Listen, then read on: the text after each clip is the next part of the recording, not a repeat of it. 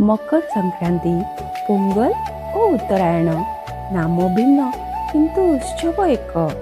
यही दिन सूर्यदेव मकर राशि प्रवेश करती जहाँ को कह जाए उत्तरायण। यह सहित दिन लंबा और राति छोट हुए। शीत ऋतुर शेष हुए। यह ହେଉଛି कृषि उत्सव। चाषी माने फसल काटी सूर्यदेव को कृतज्ञता जनाती।